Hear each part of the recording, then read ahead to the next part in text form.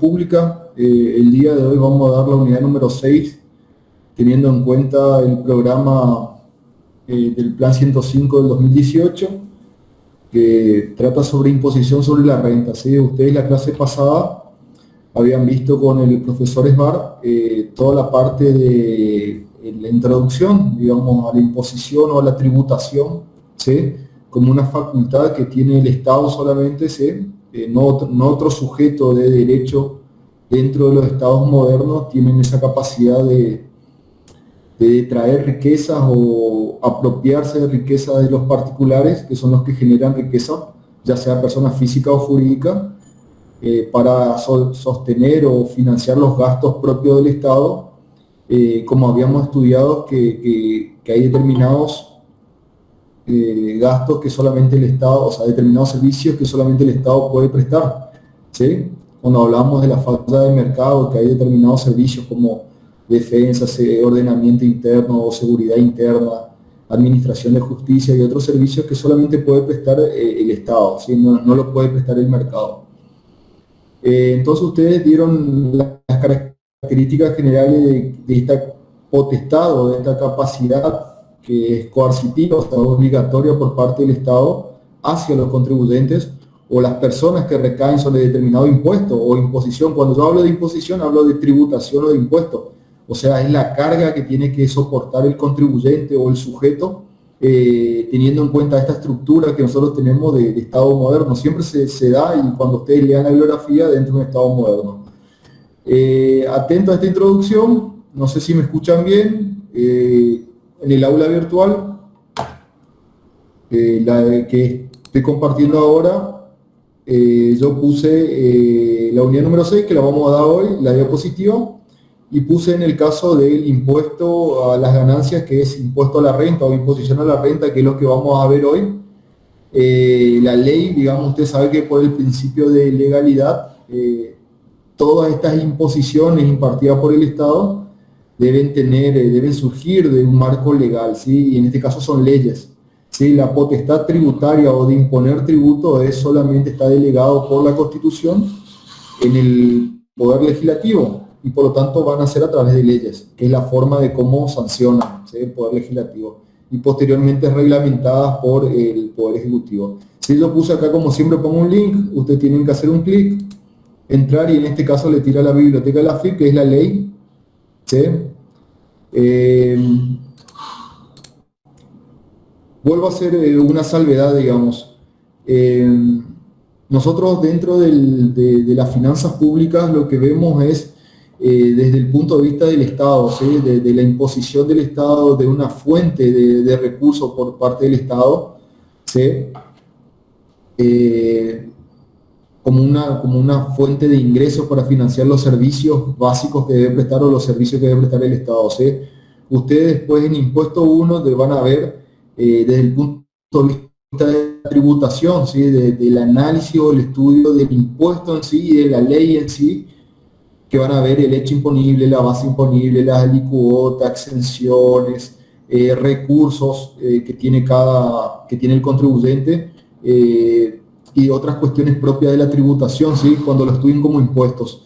Nosotros desde acá vemos desde el punto de vista de como un ingreso, ¿sí?, o de una imposición de un ingreso a los efectos que el Estado pueda financiar estos servicios que son propios del Estado y que debe prestarlos, ¿sí? Entonces la postura o la forma que vamos a estudiar es del aspecto doctrinal, o sea, marco doctrina, bibliográfico, de dónde surge esta potestad, cómo se organiza, las diferentes teorías, las concepciones que hay, porque como todo se dio por un proceso histórico, ¿sí? Lo que yo siempre le explico, el Estado moderno como conocemos hoy, o la gran parte de los Estados modernos como conocemos hoy, se han dado a través de un proceso de una evolución histórica, ¿sí? O sea, no tienen esta estructura jurídica, ni organizativa, ni legal, sino que se fue dando por diferentes procesos. Y en el caso de la Argentina, obviamente, es un caso muy particular también, y también se refleja en la imposición o en las leyes tributarias, ¿sí? Nosotros, por ejemplo, la imposición sobre la renta surge ya en el año 32, que era impuesto a los réditos, que era una vieja ley, la 11.683, creo, y que fue evolucionando, fue teniendo modificaciones hasta llegar en el año 73 a la que tenemos hoy, que es la ley 20.628, que en realidad tuvo varias modificaciones, pero la ley madre sería esa, la 20.628, de impuestos ya a las ganancias. Si en nuestro país se llama la ganancia, también vamos a ver en el Power que ganancia, rédito, beneficio, son sinónimos, digamos, renta, son sinónimos. ¿Alguna pregunta hasta acá? ¿Algún comentario?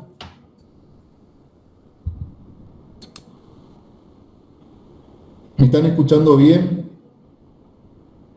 Sí, profe, se me escucha bien. Profe. Bueno, perfecto. Vayan diciéndome algo por ahí si yo o no corre la diapositiva o no me escuchan o algo, vayan diciéndome porque yo también estoy hablando solo acá enfrente de la computadora, entonces si ustedes no me avisan, yo no sé. Bueno, comenzamos con la unidad número 6. El punto 1 habla sobre imposición a las rentas y serían ventajas, desventajas, criterios, y eso es lo que vamos a tratar de dar hoy, igual que el punto número 2, que es impuesto o imposición a la renta personal, o sea, sobre las personas, ¿sí? También vamos a ir viendo eso para dejar para mañana a las 18 lo que es imposición a la renta societaria, beneficios extraordinarios o eventuales, y bueno, y otras cuestiones de renta global y demás, que lo vamos hablando hoy también, pero bueno, mañana como que cerramos, ¿sí? O sea, la unidad dividimos en dos clases. Hoy vamos a dar el punto 1 y el punto 2. Primero es los conceptos generales de imposición a la renta, ¿sí? O a las ganancias, y después esta imposición o este impuesto sobre la renta personal o sobre la persona, digamos. Bueno, la imposición sobre la renta es la base, digamos, de la tributación o de la imposición por parte del Estado, como el concepto, la característica más representativa de la capacidad contributiva en los estados modernos. Ustedes habrán visto, o lo hablaron conmigo y creo también con el contador Esbar, el concepto de capacidad contributiva. La capacidad contributiva es la cantidad de riquezas, de bienes o de posesiones que tiene un determinado sujeto, ¿entendés? Que establece la base, digamos, para que él contribuya con una parte de su riqueza al sostenimiento del Estado, ¿sí? Entonces, si bien también fue un proceso histórico y una evolución, se entiende que la capacidad contributiva es el concepto más representativo, digamos, a los efectos que una persona o un sujeto, o en este caso un contribuyente de un impuesto, tribute al Estado, ¿sí? Y este tributo que ustedes tuvieron las características, tiene que tener ciertas características. Primero tiene que ser legal, tiene que haber un principio de legalidad, tiene que haber igualdad, reciprocidad, o sea, tiene que haber un conjunto de requisitos para que esta imposición, este tributo no se vuelva regresivo, no se vuelva contrario, digamos, al sujeto que debe contribuir, o no extermine o minimice el capital productivo o la capacidad productiva que tributa, ¿sí? Si yo tengo una carga tributaria muy fuerte sobre una determinada actividad y esa actividad desaparece, deja de tributar, y obviamente es perjudicial tanto para el contribuyente, que es el sujeto que tributa, como para el Estado, que es el sujeto que recauda. Entonces tiene que haber ese equilibrio, y también se deben cumplir estos principios constitucionales de igualdad, de legalidad, ¿sí? De equilibrio, ¿sí? Entre la porción o la parte que debe contribuir esta persona o este sujeto, este contribuyente, dentro de su capacidad, obviamente. Por eso se habla de capacidad contributiva. ¿Qué significa? Que las personas que más riquezas tienen van a contribuir en mayor cuantía, y las personas que menos riquezas tienen o menos riquezas generan contribuyen en menos cuantía. Y ese es el principio fundamental de los estados modernos, digamos, y del famoso el de igualdad, ¿sí? De igualdad ante la tributación, pero no significa igualdad que todos pagamos el mismo importe, sino que cada uno pagamos de acuerdo a nuestra capacidad, ¿sí? Entonces, la imposición sobre la renta es eso, digamos, es una forma o el concepto o la imposición más representativo de la capacidad contributiva, ¿sí? Porque, por ejemplo, los impuestos sobre el consumo o sobre las transacciones no tienen esta característica que sí tiene la renta. La renta es el patrimonio o las ganancias que me da ese patrimonio yo tengo, o también puede ser de mi trabajo personal, o de beneficios extraordinarios que yo tengo, yo que sé, gané la quiniela, gané el Kini, gané una suma extraordinaria, yo que sé, yo tenía Bitcoin, por darle algo así muy, y de repente compré a $1000 y ahora valen $50.000, entonces esa ganancia excepcional también recae, digamos, sobre este impuesto, y este impuesto como un impuesto directo, que ustedes lo estudiaron también en la clasificación la clase pasada, recae directamente sobre el contribuyente, no es trasladado, ¿sí?, a un tercero. Entonces es como muy representativo de el que más tiene más contribuye y el que menos tiene menos contribuye. Es más representativo de esa capacidad contributiva, que no se da, por ejemplo, en el impuesto al consumo, como el IVA o ingresos brutos, que yo qué sé, yo compro un paquete de yerba y una persona millonaria puede comprar un paquete de yerba y los dos pagamos la misma alícuota del 21%. ¿Sí? El impuesto en ese caso no hace una distinción de capacidad contributiva. Paga el mismo impuesto un millonario como un indigente, por decirlo así. ¿Sí? En cambio, el impuesto a la renta o la imposición a la renta sí es muy representativo de la capacidad contributiva. Y obviamente establece un índice también de participación de los beneficios que deparan los servicios públicos. Lo que yo creo que le comenté una vez, que generalmente el que más contribuye es el que menos servicios públicos utiliza, porque puede financiar servicios privados, digamos. Lo que se no utiliza hospitales públicos, a sus hijos no manda a escuelas públicas, generalmente no utiliza, digamos. Y las personas que menos tributan o tienen una capacidad contributiva inferior son los que más servicios públicos tributan. Y es el famoso sistema solidario o de reparto que en la mayoría de los países hay, y que es propia de la política o de las finanzas públicas, que también estudiamos las finanzas públicas no solamente como un simple mecanismo del Estado para recaudar y financiar sus servicios, sino también para utilizar como herramienta de redistribución del ingreso o herramienta de estabilización de la economía, ¿sí?, ya sea a través de una política monetaria o fiscal. Entonces también el impuesto a la renta es un índice, pero perfecto, se puede decir cuánto, porque es un impuesto personal, directo, o sea, recae sobre una persona y sobre la riqueza de una persona. Es un índice de esa participación en los beneficios que se dan a través de la prestación de los servicios públicos, porque acuérdense que siempre la naturaleza tributaria es de esa riqueza que me saca el Estado, me detrae de mi riqueza como contribuyente, es a los efectos de prestar servicios públicos. ¿Sí? No tiene otra finalidad, digamos, o no tendría que tener otra finalidad. ¿Sí? Es cada contribuyente o cada habitante que es beneficiario de esos servicios públicos debe contribuir. Y ahí está la verdadera capacidad contributiva. El que más tiene, más contribuye, y el que menos tiene, contribuye menos, o inclusive hay nula, en algunos casos hay nula participación o contribución, ¿no? ¿Sí?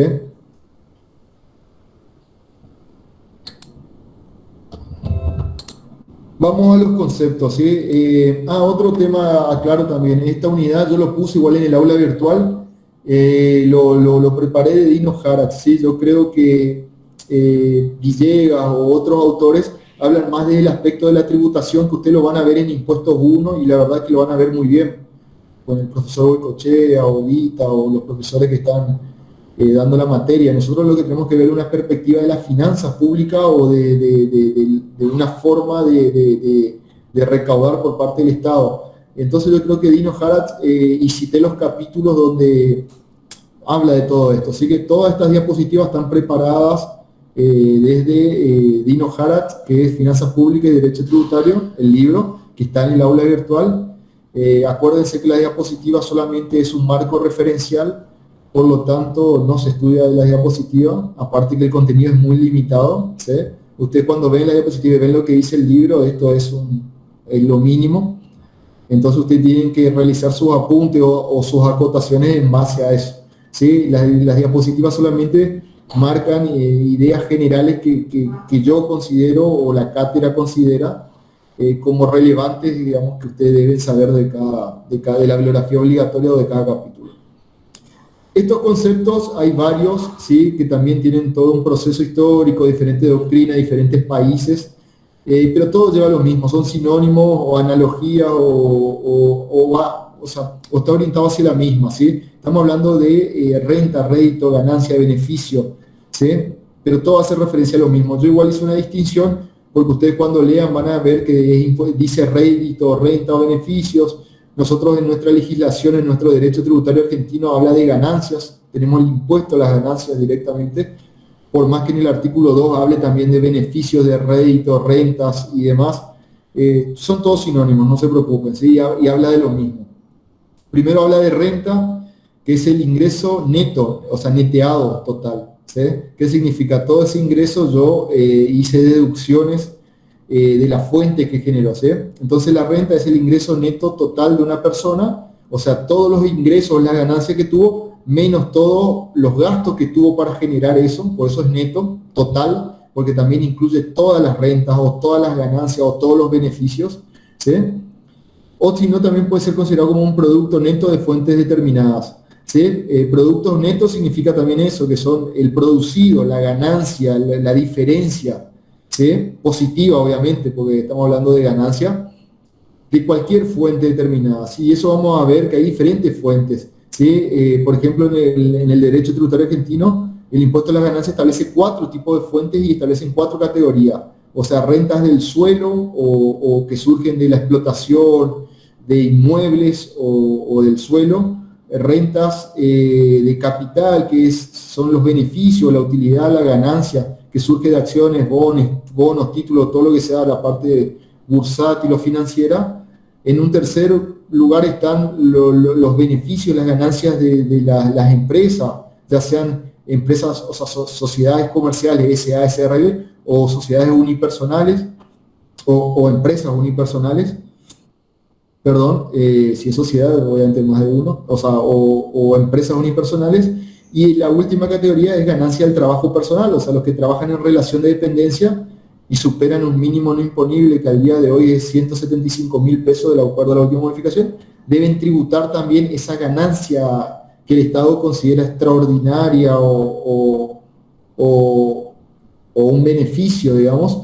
Entonces deben tributar. ¿Qué significa? Que no todos tributan. El que gana menos de 175.000 brutos no debe tributar, digamos, el impuesto. Y los que sí deben, como se considera un excedente o un monto elevado, deben tributarse.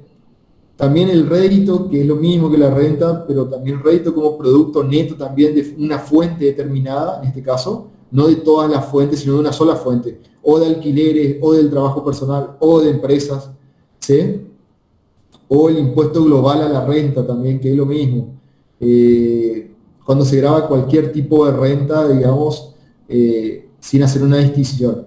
Ganancia, que es el concepto que utilizamos nosotros en la República Argentina, del año 73, ¿sí? También ingresos netos de determinada fuente, lo que yo le comenté, que por ejemplo en Argentina hay 4 fuentes o 4 categorías del impuesto, y siempre es neto, ¿sí? Porque permite en el caso de la Argentina hacer deducciones personales, deducciones especiales, hay mínimos no imponibles, más que... ¿Ustedes le dieron impuesto o algo o todavía no dieron nada para saber? Impuesto 1. Sí, dimos, profe. ¿Dieron impuesto a las ganancias dentro de... Sí, estamos viendo eso justamente, profe. Ah, bueno, entonces podemos hablar perfectamente. Entonces yo le voy a ir comentando por ahí para dar ejemplo y demás me sirve. Vuelvo a reiterar, nosotros vemos desde el punto de vista de las finanzas públicas y de una forma de recaudación del Estado, y en este caso la imposición el Estado va a tratar de gravar la renta o la ganancia o la utilidad o el beneficio, ¿sí? De los habitantes que están dentro del país, ya sea de fuentes generadas dentro del país como también de fuentes extranjeras, que ustedes saben porque habrán estudiado o están estudiando el impuesto, ¿sí? También grava aquellos residentes sean residentes o no, que tienen domicilio en el país, sean argentinos o no, o residentes o no, pero también grava la fuente extranjera, digamos, de estas personas que están domiciliadas dentro del país. Así que es la famosa renta neta global, ¿sí? Porque también incluye fuentes extranjeras. Y después tenemos los beneficios, que los beneficios más se hace referencia a la parte empresarial, ¿sí? A las ganancias de las empresas o a la figura societaria, digamos, y no tanto a la persona física. Ustedes saben, por impuesto a la ganancia grava las personas físicas, las sucesiones indivisas, ¿sí? Y también grava, obviamente, el beneficio, el rédito empresarial. ¿sí? De las empresas, que sería este concepto de beneficio, está más relacionado a eso, al rédito de las empresas o las ganancias de las empresas, y también a las ganancias accidentales o de capital. ¿Por qué habla de ganancias accidentales o eventuales? Porque hay determinadas ganancias que no hacen al objeto de la empresa, ¿sí? Por ejemplo, mi empresa de la noche a la mañana, por X motivo, cotizó 10 veces más. Eso es una ganancia ocasional, digamos, ¿sí? O tenemos un producto que tuvo un auge, yo que sé, por pandemia o por cualquier otra cuestión de mercado, que tuvo un beneficio extraordinario. Y también los bienes de capital, ¿sí? Yo por ahí, si vendo un bien de capital, no está asociado a mi riqueza. Yo, por ejemplo, soy empleado y bueno, a mí me retienen impuesto a las ganancias. En mi caso es categoría de cuarta, ¿sí? Trabajo en relación de dependencia. Pero yo por ahí agarro y vendo un inmueble, ¿sí? Y esa es una ganancia extraordinaria que yo tengo que surge de la venta de un bien de capital. Eso también grava el impuesto a las ganancias, ¿sí? Como una renta o un beneficio extraordinario o eventual, obviamente porque yo no me dedico a la compra y venta de inmuebles, pero justo en ese momento vendí un bien que heredé o vendí un bien que compré en su momento, ¿sí? Y esa ganancia extraordinaria también recaería en la renta y ese está más relacionado al concepto de beneficio. Pero vuelvo a lo mismo, para las finanzas públicas o para la doctrina de las finanzas públicas, renta, rédito, ganancias, beneficios, hace referencia a sinónimos o son análogos o son similares en el concepto de la imposición, ¿sí? El Estado cuando busca tributar la ganancia o el rédito, son todos conceptos que recaen sobre el impuesto, ¿sí? Y obviamente el contribuyente o el sujeto pasivo del impuesto es el que debe contribuir. Ustedes vieron ya todos los conceptos del impuesto, el hecho imponible, la base imponible, la licuota, sujeto pasible del impuesto. ¿Esos conceptos manejan ya, si yo le voy hablando de eso o no todavía? Sí, profe, más o menos. Bueno, yo igual le voy a ir diciendo y explicando, ¿sí? Cualquier cosa no me entiendan, me dicen, profe, no entendemos qué está hablando, ¿sí? Hasta ahora venimos Profe, bien. profe, disculpe, ¿esta clase no se graba?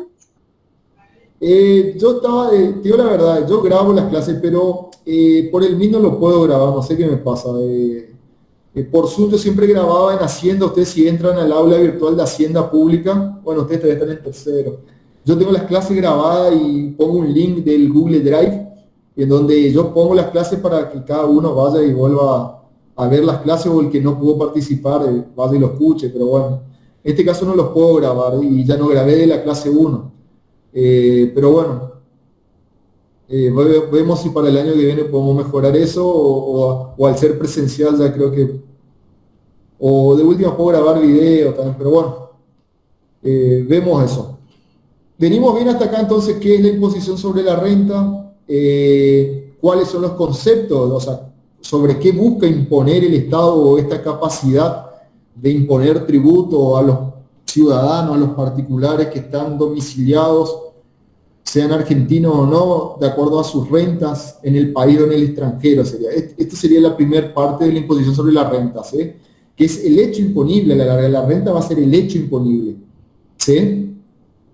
El hecho imponible es la riqueza que surgen de factores, de propiedades, de inmuebles que tengo, de títulos, acciones o capital financiero que tengo, de beneficios, utilidades, o como quieran llamarlo, de empresas, ya sean sociedades o unipersonales, o sino también del trabajo personal, ¿sí? Todas esas ganancias recaerían sobre esta imposición, ¿sí? Sobre la renta que el Estado obviamente busca imponer, ¿sí? Busca el hecho imponible, que son el rédito, la ganancia y el beneficio, a los efectos de, teniendo en cuenta la capacidad contributiva de cada uno, determinar y cada uno tribute, ¿sí? O sea, no todos tributamos lo mismo en impuesto a las ganancias, ¿sí? El impuesto a las ganancias, por ejemplo, va de una alícuota del 9, que eso ustedes lo saben, al 35. Los sujetos de empresas van del 25 al 35, o sea, hay diferentes formas porque eso es lo que yo le explicaba en la diapositiva número 1, que este impuesto, como es directo y recae sobre la riqueza de una persona física o jurídica, se puede determinar perfectamente qué importe debe contribuir. Eso sí, la ley, como es progresiva, permite hacer deducciones y demás, ¿sí? Pero es, la verdad que como impuesto es el más eficiente, por decirlo así, de acuerdo a la capacidad para medir la capacidad contributiva. Bueno, ahora vamos, siempre nosotros viendo de la teoría o la doctrina, digamos, de las finanzas públicas, ahora vamos a ver las teorías de imposición, de qué se considera renta de acuerdo a estas teorías, porque obviamente no todas las teorías o toda la gente o la doctrina que estudia la imposición o las finanzas públicas tienen el mismo criterio, ¿sí? Entonces hay tres teorías definidas que también tuvieron un proceso histórico. El teoría de las fuentes, teorías del incremento patrimonial neto más consumo, y la teoría de Erwin Fisher, que era un economista norteamericano, en realidad era inventor, economista, era de todo un poco, ¿sí? que participó también, muy parecido a Adam Smith y todo lo demás. No, perdón, Adam Smith, no, de Keynes, perdón, de John Keynes, que participaron en procesos históricos de Estados Unidos en la economía, y bueno, también Fisher fue uno que escribió mucho sobre la tributación y la imposición del Estado y las características, digamos, pero siempre desde el punto de vista de las finanzas públicas. Acuérdense que nosotros vemos el punto de vista del Estado, ¿sí? No el punto de vista del contribuyente, como ustedes lo van a ver en impuestos.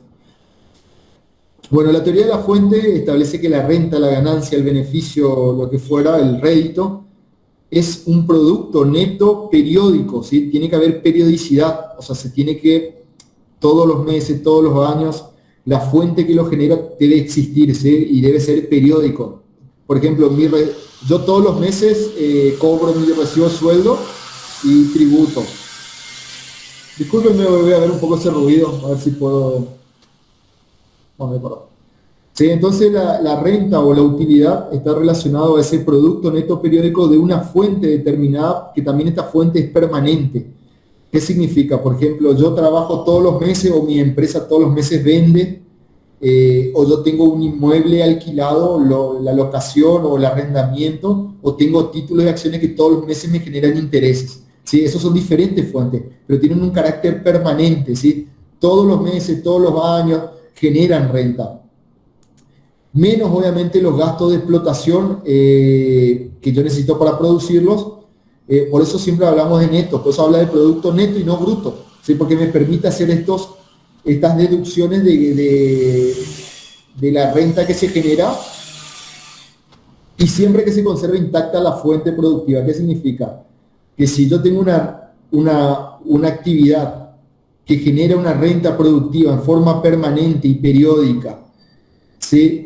Y este impuesto se vuelve regresivo, ¿sí? ¿Qué significa? Que cada vez yo, por la presión tributaria, puedo vender menos, trabajar menos, alquilar menos, o no resulta, digamos, para mí beneficioso, y yo dejo de hacer. Digo, no, yo gano tanto y el Estado me saca la mitad, entonces no trabajo más, o vendo mi empresa y demás.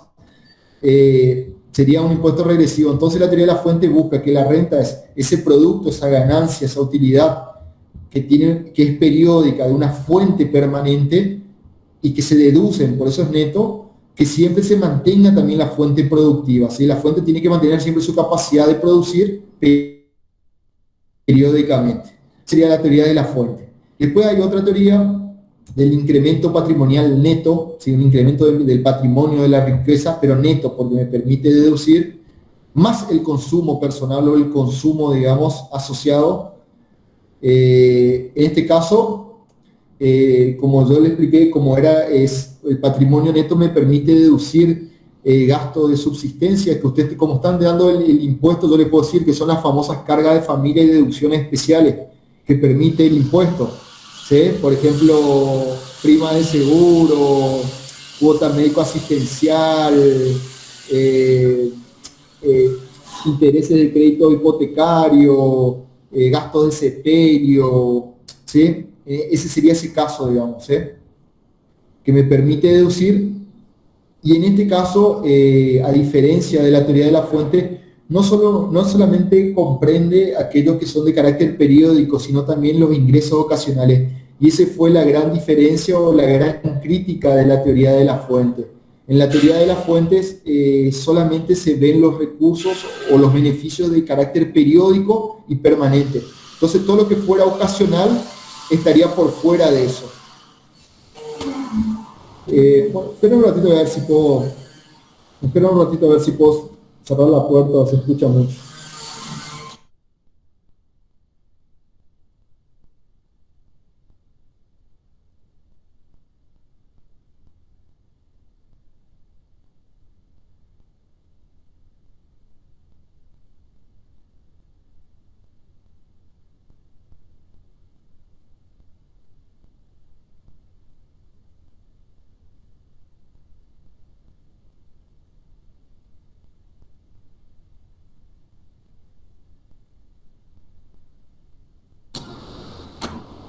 Bueno, disculpen, bueno, a ver si...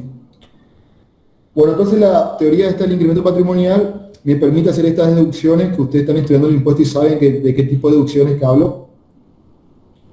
Que cuando lean Dino Harad habla cómo era del mínimo de subsistencia más, pero habla del mínimo no imponible, las cargas de familias, las deducciones especiales que me permite, que lo que yo hago es de esa imposición, de esa renta o de ese impuesto a las ganancias, ¿sí? O esa renta grabada, me permite hacer estas deducciones. Como el impuesto es personal y es directo, yo puedo desgravar eso, que no se podría dar en un impuesto indirecto, ¿sí? Por ejemplo, impuesto al consumo. Entonces me permite desgravar esos gastos que yo tengo como fuente generadora de la renta, ¿sí? Y también en este caso abarca no solamente las periódicas, sino también las ocasionales o eventuales. Ustedes vieron el impuesto a las ganancias, no sé si ya lo vieron, que en la parte patrimonial, digamos, que yo veo el monto consumido o el incremento patrimonial, que yo pongo en la columna 1, columna 2, ¿eso estudiaron ya o no? No, profe. Entonces, bueno. Bueno, el impuesto a la ganancia acá en nuestro país nos permite, digamos, estas ganancias ocasionales ponerlo como un incremento patrimonial, porque obviamente yo tengo más patrimonio. Yo qué sé, yo fui y gané el Kini. No se da de una renta periódica o habitual como es mi trabajo o es mi empresa. Entonces yo debo incluirlo dentro del impuesto, y hay una parte que es la parte del incremento patrimonial. Y en la columna número 2 se pone, digamos, como un incremento patrimonial, ¿sí? De esta ganancia ocasional o eventual o extraordinaria. Porque obviamente se incrementó mi patrimonio por este evento ocasional que no se va a volver a dar o se va a dar muy pocas veces, ¿sí? En el caso de esta teoría lo incorpora, obviamente, y no, por ejemplo, en la teoría de la fuente no lo incorporaba, ¿sí? Y fue la crítica que tuvo. Y también, lo que le comenté, este incremento patrimonial también abarca el aumento por herencia, legado, donaciones. ¿Qué significa? Por fuentes que no son habituales o que no surgen del trabajo, sino que lo heredé o tiene un carácter gratuito, ¿sí? Que no están relacionados a una fuente generadora, a una fuente productiva, ¿sí? O sea, no lo generó un inmueble que tenía yo o un campo, no lo generó títulos que yo tenía, no lo generó mi empresa, no lo generé yo con mi trabajo personal, ¿sí? Recibí una herencia, recibí un legado, recibí una donación, ¿sí? Entonces, incrementan mi patrimonio neto y por lo tanto están dentro de esta teoría. Y yo también debo exponerlo, digamos, como una renta ocasional, ¿sí? Porque esto incorpora eso. Y después vamos a la última teoría, que es la de Fisher, ¿sí? Que es lo que él propone, la renta, pero como un flujo. Un flujo es movimiento, ¿sí? Entrada y salida, ¿sí? En este caso de dinero. Pero habla de flujos de servicios que los bienes de propiedad de un contribuyente o de una persona le proporcionan en un determinado periodo, ¿sí? O sea, la renta sería ese flujo o esa entrada y salida, porque flujo no solamente entrada de dinero o entrada de riquezas o entrada de beneficios o de rédito, sino entrada y salidas, ¿sí? De esos servicios, de esas ganancias, ¿sí? Cuando habla de servicios habla de eso, de que esos bienes que yo poseo me dan en un determinado periodo, ¿sí? Por ejemplo, si yo poseo un inmueble, el flujo de servicios que me ocasiona serían los alquileres, por darle una cosa. Y también dentro del flujo estarían los gastos, el impuesto inmobiliario, expensas, lo que sea, las cosas que pago para el mantenimiento de esa fuente. Lo mismo si yo tengo una empresa, ¿sí? El flujo serían las ventas y también las compras, los gastos, los egresos y demás, ¿sí? Entonces, la renta estaría relacionada por ese flujo de servicios que la propiedad de un determinado bien me da, digamos, a mí como contribuyente en un determinado periodo. También hace esa limitación temporal, ¿sí? De un determinado periodo, ¿sí? Ustedes saben que la imposición que da el Estado también tiene un periodo determinado de riqueza, ¿sí? Por eso cuando yo hablaba hoy de impuesto a las ganancias, yo tengo, generalmente el impuesto a las ganancias es anual. Entonces la imposición de la renta o la imposición de la ganancia o del rédito o del beneficio se da en forma anual. El Estado dice, a ver, ¿cuánto incremento patrimonial o cuántas riquezas o cuántos beneficios obtuvo este contribuyente desde el 1 de enero al 31 de diciembre? ¿Sí? Y lo tengo que ver en mi patrimonio de inicio, todas las modificaciones que tuvo en mi patrimonio, que esto yo le he explicado hoy en la columna 1 y la columna 2, y el patrimonio al finalizar el ejercicio.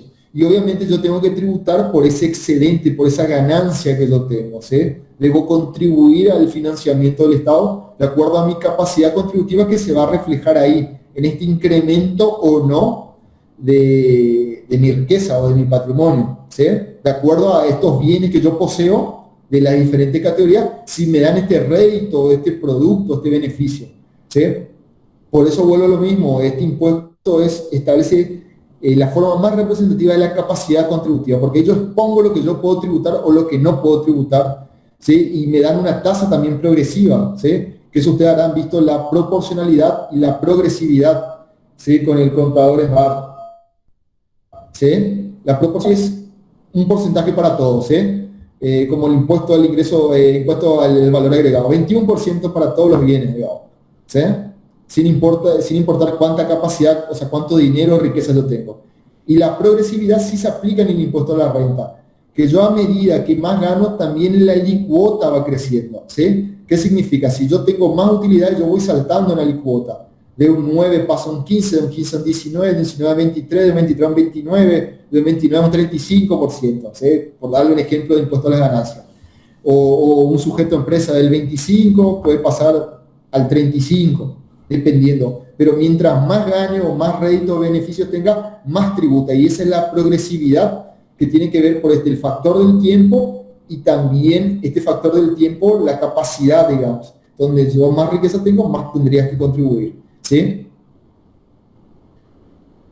Venimos bien hasta acá el tema de las teorías, ¿sí? La teoría de las fuentes, el incremento patrimonial neto más el consumo, y la teoría de Fisher o de Irving Fisher, ¿sí? Que plantean obviamente qué es renta o qué se considera la renta en cada uno, ¿sí? La teoría de la fuente es lo que plantea que renta es todo lo que es permanente, todo el producto beneficio permanente que se obtienen en forma periódica, ¿sí? Permitiendo las deducciones necesarias, pero siempre manteniendo la fuente productiva. La del incremento patrimonial neto me permite netear, me permite incluir, o sea, netear significa poner, deducir cuestiones particulares, personales o relacionadas al origen de la fuente, ¿sí? De la riqueza, ¿sí? O sea, yo digo, necesito todos estos gastos para producir este dinero que es la renta. Entonces me permite deducir esos gastos y esas cargas. También incluye la parte ocasional, ¿sí? Como le había comentado hoy, que es la crítica a la teoría de la fuente. Y después el de Irving Fisher propone que ese flujo de servicios que me genera la propiedad o genera la propiedad al contribuyente o a la persona en un periodo determinado, ¿sí? Considera renta, ¿sí? Ese flujo de servicios que los bienes proporcionan a la persona. ¿Alguna pregunta hasta acá? ¿Cómo venimos? ¿Es entendible lo que le vengo explicando? ¿Sí? Sí, bien, bien, profe. Bueno. Disculpen por ahí si yo le pregunto mucho, pero yo necesito esa devolución por ahí, porque bueno, quiero ver si entienden. Y esto la verdad que es muy teórico, muy doctrinal, y si bien yo trato de darle ejemplos para hacerlo más ameno, pero bueno, es muy teórico. Bueno, vamos a sistemas de imposición. Eso también estaría dentro de lo que es el tema número 1, ¿sí? Cuando habla de imposición sobre la renta, conceptos y teorías y demás, ¿sí? Hay tres sistemas de imposición, ¿sí? Sobre el contribuyente. Acuérdense siempre, cuando yo hablo de sistema de imposición es como yo impongo, o sea, impongo un tributo o una carga a un contribuyente, a un sujeto. O sea, yo digo quién va a ser el contribuyente, que es el sujeto pasible del impuesto. El hecho imponible, en este caso, como estamos hablando de renta, va a ser la renta, el beneficio, el rédito, la ganancia, ¿sí? De estas personas que yo voy a decir quién. Y el hecho imponible va a ser ¿sí? El beneficio que surge de determinados bienes o actividades que haga. Y la base imponible obviamente va a estar dado por de acuerdo a la naturaleza de cada cosa, ¿sí? La base imponible, por ejemplo, en la categoría 1 de impuesto al suelo, impuesto a los inmuebles, es diferente a lo que es de un sujeto de empresa que es categoría 3 o la base imponible de un trabajador en relación de dependencia que es categoría 4 es diferente. Entonces eso está todo dentro de la ley que estipula. Entonces nosotros acá lo que vamos a ver es diferentes sistemas de qué se considera ya sabemos lo que es la renta o el beneficio y vemos teorías que considera renta y qué no, y qué se puede deducir y qué no, ¿sí? Si es permanente, es ocasional, si puedo deducir, si no puedo deducir, ¿sí? Relacionado a la fuente productiva o la fuente productora de la renta o de la ganancia, ¿sí? Ahora vamos a ver los diferentes sistemas que van a tratar de imponer o recaudar o establecer la carga al contribuyente, ¿sí? Hay tres sistemas, ¿sí? El sistema es el sistema de impuestos reales o cedulares, después tenemos un sistema único, ¿sí? O unitario y un sistema mixto. Por ejemplo, la Argentina adopta un sistema mixto, que después le explico. Voy a explicar cada uno de los sistemas, ¿sí? De la imposición. El sistema, digamos, de impuestos reales o celulares establece que los réditos están sujetos, o sea, cada ganancia o cada rédito está sujeto a un impuesto diferente por separado. ¿Qué quiere decir esto? Que si yo tengo propiedades, sería un impuesto. Si yo tengo una empresa, sería otro impuesto a la renta, a los réditos, a los beneficios, ¿sí? Si yo tengo ganancias por mi trabajo en relación de dependencia o trabajo personal, es otro impuesto, ¿sí?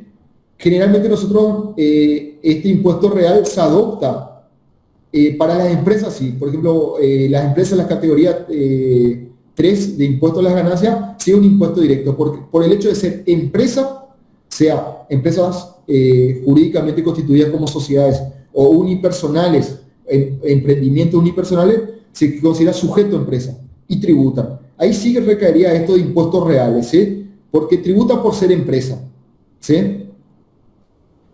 Por eso después le digo que nuestro sistema es mixto, porque toma en parte, para las sociedades es un sistema de impuesto real o cedular, ¿sí? No se aplica alicuotas progresivas, ¿sí? Nosotros, por ejemplo, acá tenemos o es 25 o es 35, ¿sí? No se permiten deducciones de cargas y subsistencias, ¿sí? En este caso. También se individualiza cada renta y cada deducción pertinente. O sea, por ejemplo, si yo tengo como cada hecho imponible tiene un impuesto diferente y está por separado, no me permite a mí compensar. ¿Qué significa esto?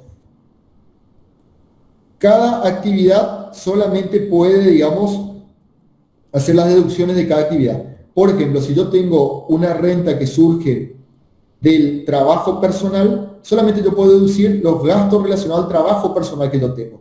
No puedo deducir otros tipos, digamos, yo qué sé, la expensa de un alquiler que yo tenía de una propiedad que también genera renta, ¿sí? Y no permite compensar, ¿sí? Por ejemplo, yo tengo varios réditos, tengo alquileres, tengo títulos, tengo una empresa, trabajo en relación de dependencia. En este caso yo no puedo compensar un gasto de una actividad o de una generadora de fuente hacia otro tipo de fuente, si no está separado, ¿sí?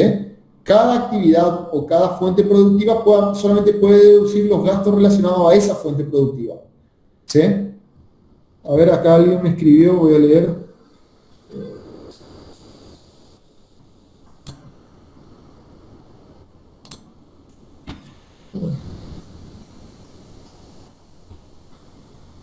Bueno, leo para todos, no sé si ven, pero dice, profe, para entender bien, suponga el ejemplo que un individuo argentino va a vivir a Uruguay y consigue un trabajo y tenga un sueldo que es mayor a 171.000 pesos convertido en pesos uruguayos. Esa persona debe tributar, en realidad, para tributar debe tener la residencia en el país, ¿sí? y esto está más relacionado ya a impuestos 1, pero igual yo te contesto, digamos, ¿sí? Cuando ustedes vayan y estudien la ley, o harán estudiado la ley 2618, en el artículo 2 establece quién es el sujeto pasible del impuesto. Y ahí habla de los réditos, beneficios que obtengan personas que viven en el país o extranjeros, pero que sean residentes en el país, ¿sí? En el caso, si vos te vas a Uruguay y vivís en Uruguay y ganás un sueldo en Uruguay, tenés que tributar en Uruguay, ¿sí? Por ahí lo que sí se puede hacer es que vos vas a tener bienes en el país y por esos bienes en el país sí podés llegar a tributar en la Argentina. Pero hay muchos convenios que eso también lo van a dar en impuestos, convenios de reciprocidad entre países que se dividen la fuente, ¿sí? Que yo, por ejemplo, soy argentino, tengo una fuente acá, ¿sí? Yo tengo mi empresa acá en Argentina, tengo beneficios acá y también tengo beneficios en el extranjero. En el extranjero me cobran un impuesto determinado. Para que no haya una doble imposición y yo no pague el mismo impuesto a la renta, por ejemplo, en dos lugares diferentes hay convenios de reciprocidad, que algunos tributan en el país de residencia, otros tributan en el país en donde está el inmueble o está la renta, ¿sí? Y eso surgen de los convenios, pero también eso es más de impuestos 1, impuestos 2. Pero te comento, sería así. Pero en el caso de que vos me planteas, si vos te vas a vivir a Uruguay, sos residente en Uruguay, obviamente, porque para trabajar creo que te van a pedir la residencia, y ganás en pesos uruguayos, el impuesto a la renta lo tenés que tributar en ese país, porque sos residente en ese país y no estás, si bien sos argentino, no sos residente en el país, ¿sí? Y aparte, la fuente que genera la renta está en otro país, y en este caso es trabajo personal, o sea, tenés que estar vos viviendo y trabajando ahí, ¿sí? Que sería un caso diferente si vos tenés una propiedad, un título, un valor o una empresa, ¿sí? No sé si quedó claro.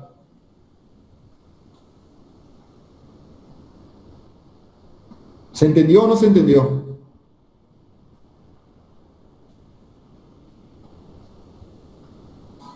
¿Sí? ¿No? Sí, profe. Bueno, contéstenme porque yo no sé si le estoy hablando a la computadora o le estoy hablando a personas que están conectadas, ¿sí? Sí, sí, profe, se entendió. Bueno, está. Bueno, entonces volvemos a los sistemas de imposición o cómo impone el Estado, en este caso a la renta, ¿sí? Ya dijimos cuáles son las rentas, qué se considera renta, las diferentes teorías de qué es renta y qué no, ¿sí?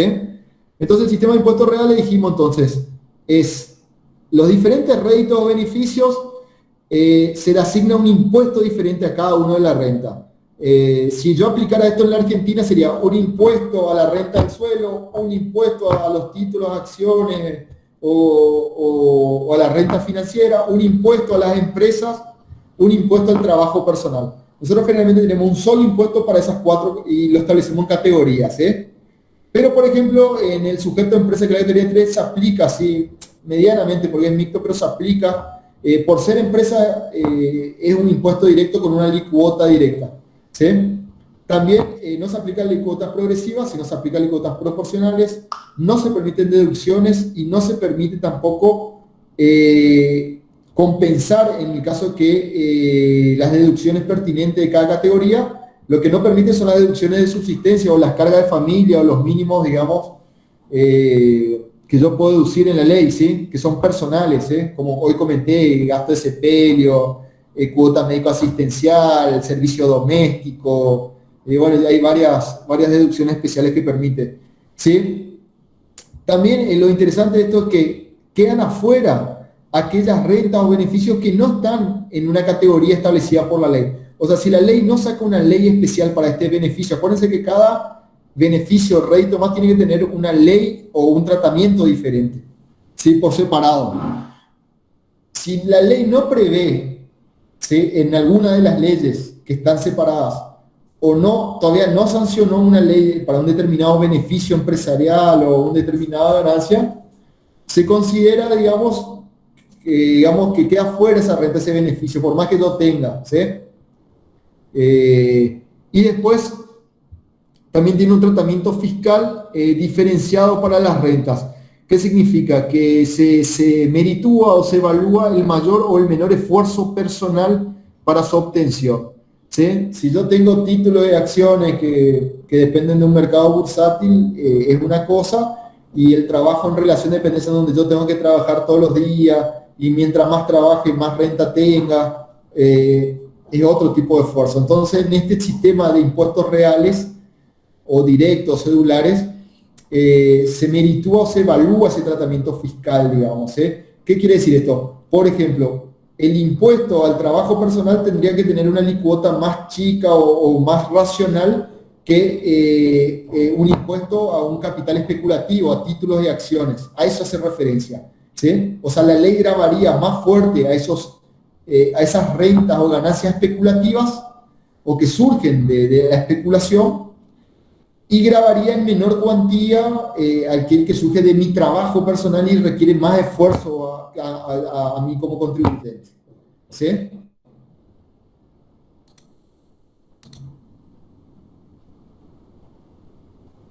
Bueno,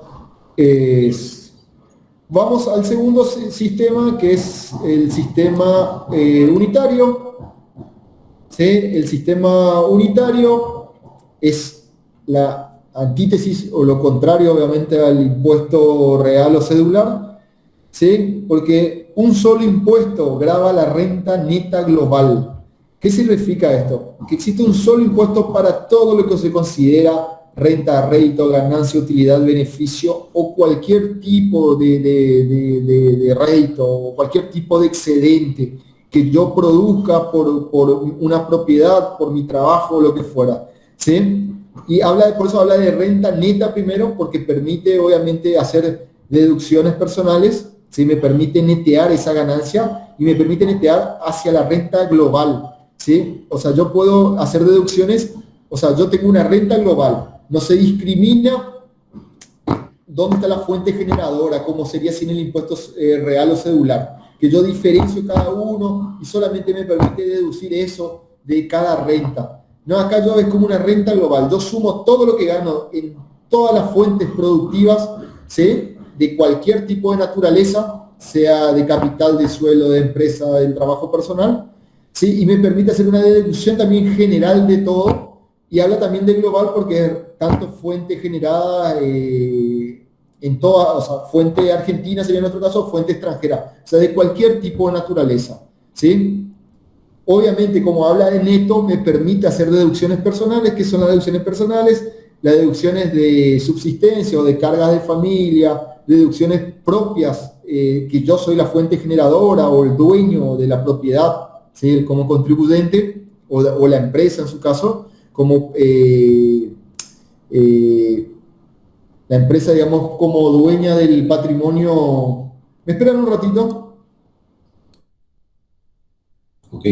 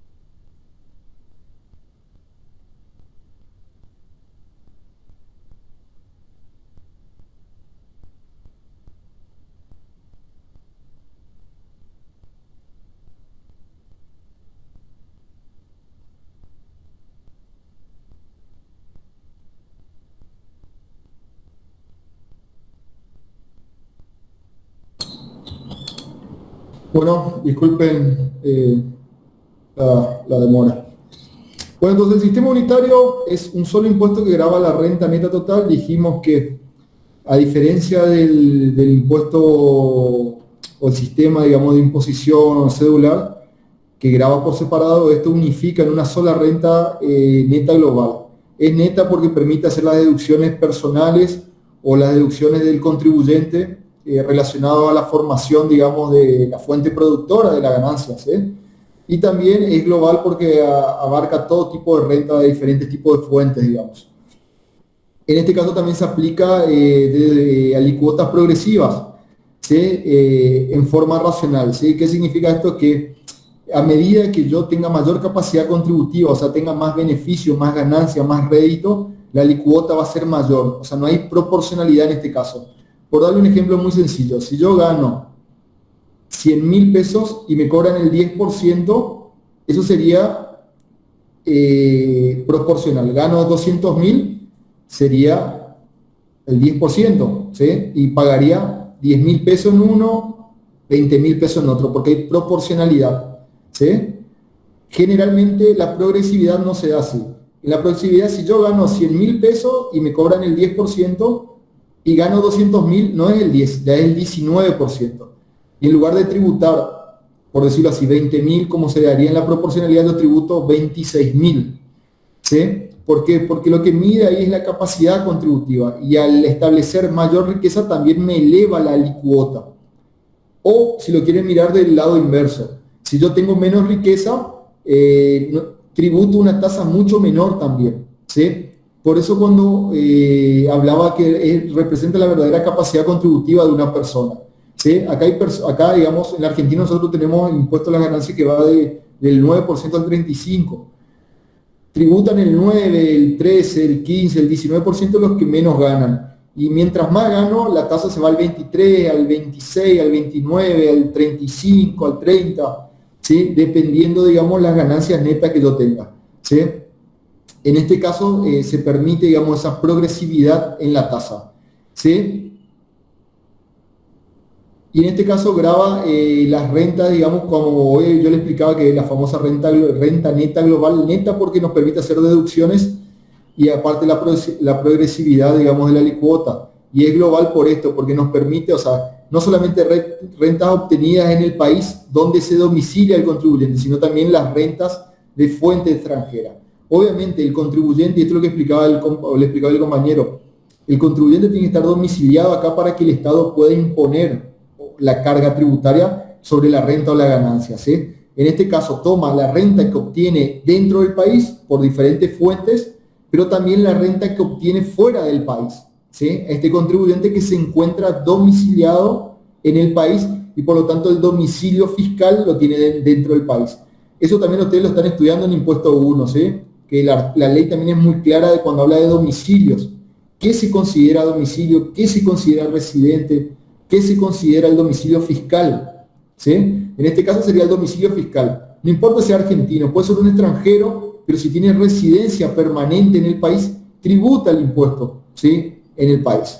En el caso del compañero que nos dijo que él, por ejemplo, que él en Uruguay, si él tiene la residencia en el Uruguay, la residencia, digamos, permanente, y trabaja en el Uruguay y cobra en peso uruguayo, obviamente que el impuesto a la renta va a tributar en Uruguay, ¿sí? Y no corresponde al Estado argentino cobrar el impuesto a la renta por el trabajo personal, puede cobrar por otros, ¿sí? Por propiedades o beneficios que tenga dentro del país, pero no por la renta personal, ¿sí?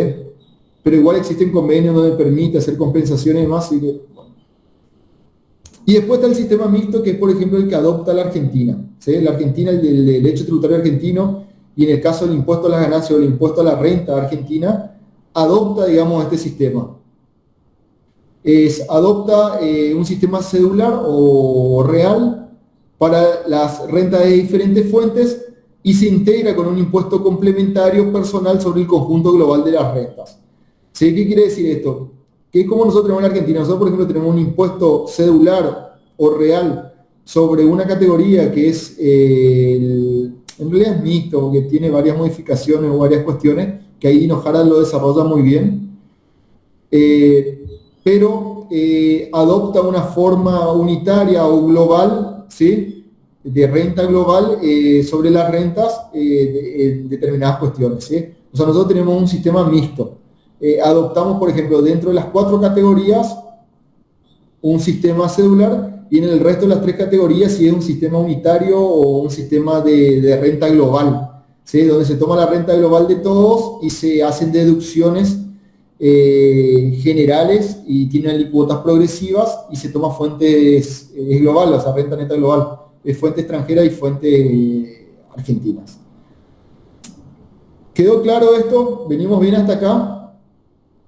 Profe, ¿podría definirme qué es, Sí. a qué se refiere cuando dice cedular? Cedular hace referencia a un impuesto determinado, a una forma determinada, digamos, ¿sí?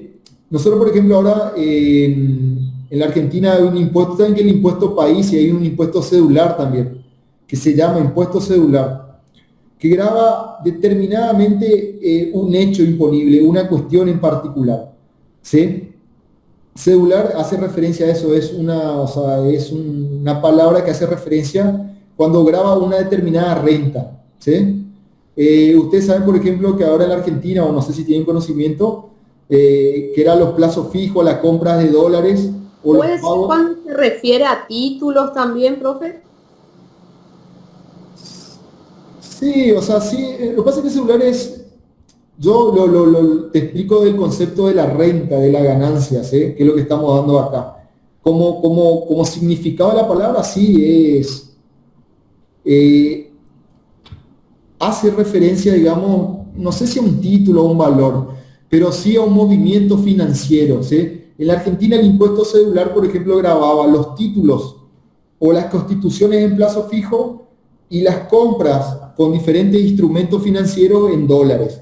Entonces te grababa en un 30, creo que en un 35% el impuesto cedular, ¿sí?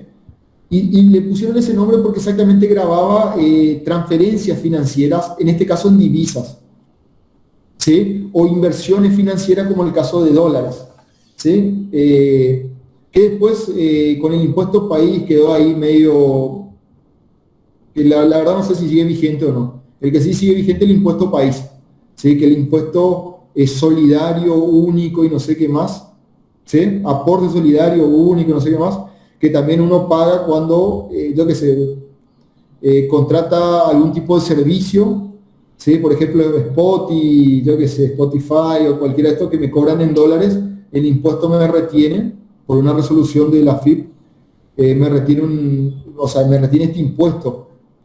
Y el hecho imponible de ese impuesto es esa transacción cedular, digamos, o esa transacción financiera de compra de un servicio o constitución de una inversión financiera y demás, ¿sí?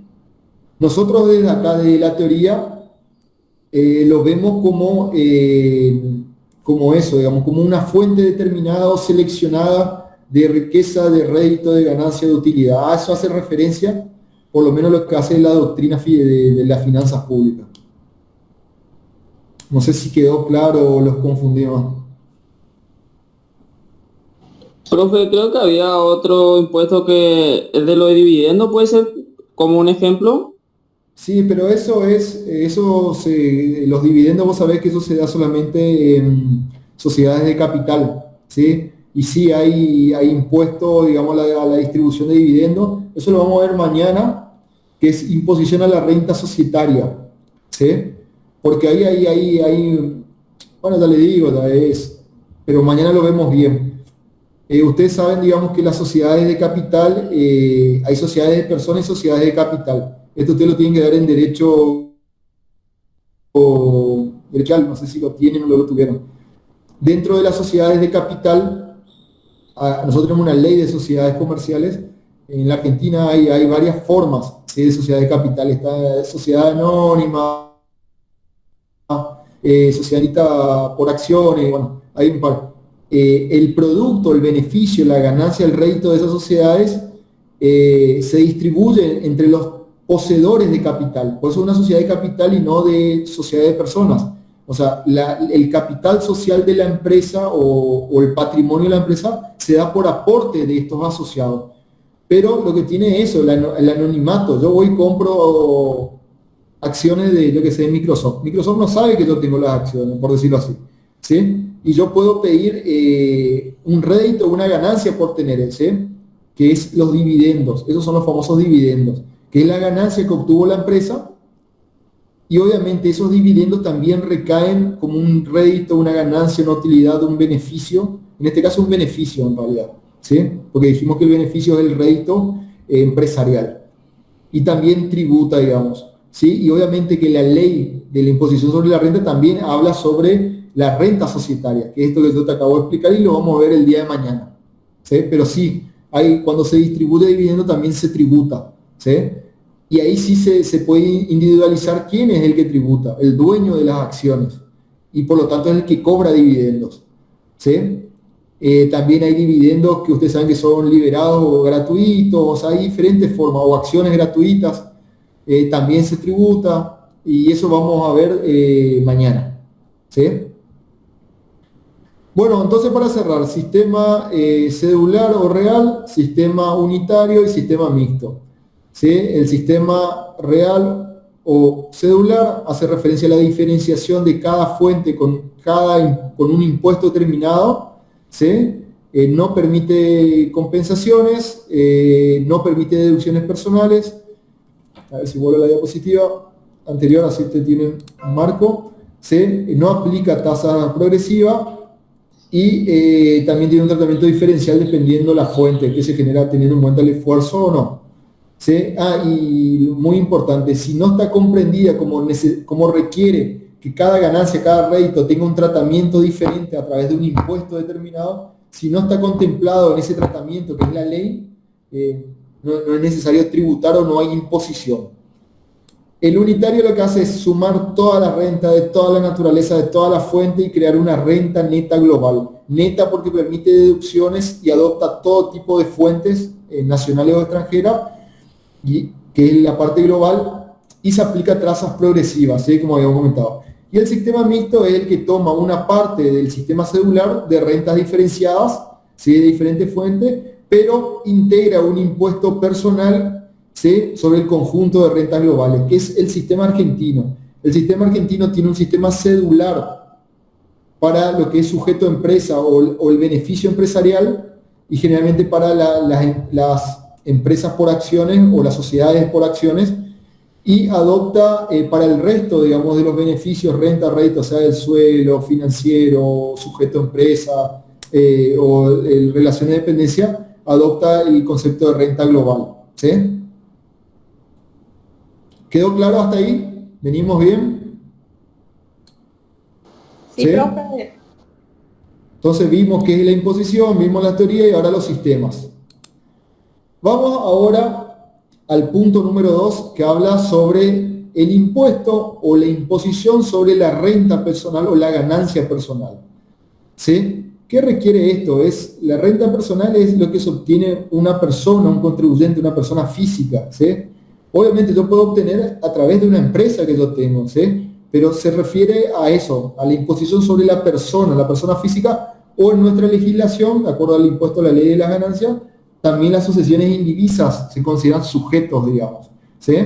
¿Qué son las sucesiones indivisas? Es cuando el titular se encuentra fallecido y los herederos, legatarios o los que tienen derecho, ¿sí? A la herencia o aparte, ¿sí? Con diferentes privilegios hasta que salga la sentencia de sucesión, ¿sí? Ustedes saben que el juicio sucesorio es un juicio universal, ¿sí? Hasta que esté la sentencia, como que administran este capital o esta ganancia o este patrimonio del occiso o del muerto, ¿sí? O de la persona que ya no está para estar, ¿sí? La legislación considera también eso como un beneficio, ¿sí? O sea, considera como un sujeto, perdón, para la imposición, ¿sí? No solamente la persona física, sino también las personas que tienen derecho sobre una sucesión indivisa o sobre un sucesorio, un juicio sucesorio.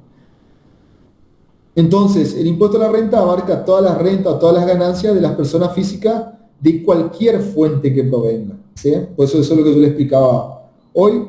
y la aclaración que le hice de las sucesiones indivisas que se consideran un sujeto también, ¿sí? A los administradores de la sucesión indivisa se consideran también y deben tributar, ¿sí? Y deben, digamos, mantener el capital o la fuente generadora de la riqueza, y la riqueza que produce esa sucesión indivisa también debe tributar como un sujeto, como cualquier otro sujeto. Tiene un carácter obviamente personal, o sea, recae sobre una persona, ¿sí? Con derechos y obligaciones. Incluye, obviamente, la renta de fuentes extranjeras, no solamente la riqueza que yo tengo en el país donde me encuentro domiciliado y donde debo tributar, o tengo mi domicilio fiscal, sino también incluye otros tipos de rentas que yo obtengo en fuentes extranjeras, ¿sí? Por ejemplo, el alquiler de un departamento en el extranjero, títulos de acciones en el extranjero, empresas en el extranjero, ¿sí? Honorarios que yo puedo cobrar en el extranjero, por dar ejemplos, digamos, ¿sí? También, digamos, se considera. Hay progresividad de la alícuota, lo que yo le expliqué hoy, lo que es proporcionalidad y lo que es progresividad. También en este caso, en la renta personal hay progresividad. ¿Qué significa? Que la alícuota a pagar, ¿sí? La alícuota es el porcentaje de la renta neta que yo tengo que pagar, o la ganancia sujeta a impuestos, ¿sí? Dentro de impuestos a las ganancias, que eso ustedes estudian. Ustedes estudian la fuente, impuesto a las ganancias, y menos las deducciones queda el impuesto neto a tributar, digamos, que ahí recién se aplica la alícuota. La alícuota es progresiva, ¿sí? O sea, va aumentando de acuerdo también a la capacidad contributiva, ¿sí? Y entonces, cuando menor es mi capacidad contributiva, también es menor la alícuota, por ejemplo, el 9%, que es la más chica, y mientras mayor es mi capacidad contributiva, yo puedo llegar a tributar hasta un 35%, ¿sí? Y mientras más gane o más capacidad contributiva tenga, más, ¿cómo era? Más alícuota o más tasa pago, digamos. Y también permite las famosas deducciones personales, ¿sí? Que son la deducción del mínimo no imponible, las cargas de familia, las deducciones especiales, y todo lo que yo pueda justificar que está relacionado siempre a la generación de la fuente. ¿Qué significa? Yo soy la fuente que genera la riqueza, el beneficio, el rédito, y yo necesito incurrir en todos esos gastos para seguir generando ese rédito. Por eso me permiten deducir, ¿sí? O sea, yo necesito comer, necesito gasto si tengo cónyuge, hijos, o si tengo cargas, si pago mi salud, educación, si tengo, yo qué sé, si tengo un crédito. Entonces, todo eso me permite deducir porque se presume que está relacionado a mí, porque es personal, que soy el que genera la renta, la ganancia, que después el Estado va a imponer un tributo. Entonces, me permite hacer todas estas deducciones que mantienen o sostienen la fuente generadora del recurso o del rédito o del beneficio. Eso es lo que busca el Estado, tiene como una consideración especial, ¿sí? Y obviamente que esta imposición a la renta personal tiene varios problemas. En realidad Dino Jara lo plantea como problemas.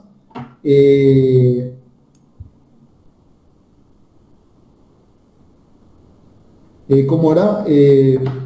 Recién lo plantea como problemas, digamos, de este impuesto personal y progresivo, ¿sí? Porque este impuesto a la renta personal primero es personal, recae sobre una persona o una asociación, como le acabo de explicar, y es progresivo porque hay progresividad en el tiempo y en las alícuotas, ¿sí? Teniendo en cuenta la capacidad contributiva de la persona o del contribuyente, ¿sí? Yo le nombré acá, pero igual voy a ir discriminando o detallando cada una en las diapositivas siguientes.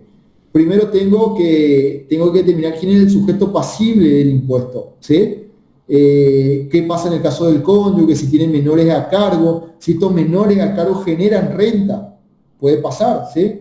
Genera renta, tiene un subsidio, recibe una donación, tiene una empresa, tiene inversiones, el menor, ¿sí? O el caso del cónyuge, ¿qué se considera renta? Si se suma, si se resta, además, eso lo vamos a ver también. ¿Qué pasa también con las rentas ocasionales o las ganancias de capital? Y esto yo lo comentaba. Yo gané el Kini. ¿Qué pasa con esta renta que no es habitual, no es ocasional, no es periódica? ¿Sí? De acuerdo a la teoría de la fuente no entraría, pero sí se considera, digamos, de acuerdo a la teoría del incremento del patrimonio neto más el consumo, se considera que integran la ganancia y por lo tanto el Estado lo considera como un beneficio y obviamente tiene que tributar, porque el Estado lo que busca es la imposición. A ver, ¿cuál es la capacidad contributiva? Y a partir de ahí le aplico una alicuota a este sujeto pasible del impuesto por este hecho imponible, que es una ganancia, en este caso ocasional. O la ganancia de capital que yo le dije, yo vendo un bien de capital, o recibo, o en legado, en donación o en herencia, un bien que también no está asociado a esta fuente periódica y permanente. ¿Qué pasa en estos casos? ¿Considero o no considero renta? Y bueno, como le expliqué hoy, tiene esto todo un proceso histórico, y dentro de este proceso histórico obviamente se fue considerando sí, ¿no? Y ahí surgieron las teorías y las imposiciones. Vamos al primero de los casos, que es el sujeto pasible del impuesto. ¿Sí? El sujeto pasible es considerar quién es el sujeto y la renta del sujeto que debe contribuir. Primero, ¿quién es? ¿Sí? Dijimos, persona física domiciliada en el país y sucesiones indivisas. Perfecto. Y todos los beneficios que esto obtengan. El artículo 2 de la ley es muy preciso y habla de todo tipo de rédito, por más que esté incluido más, que ustedes lo vienen estudiando, ¿sí? Todo tipo de ganancias, beneficios, sean ocasionales, permanentes, de diferentes fuentes, se consideran. Pero acá entra la pregunta, ¿qué pasa en el caso de contribuyentes casados, con hijos a cargo o parientes a cargo? Ustedes saben que yo puedo tener parientes a cargo, yo sé, mis padres, un hijo discapacitado mayor ya de edad, ¿sí? Que no trabaja, obviamente está a mi cargo, y obviamente que va a estar relacionado a mi beneficio.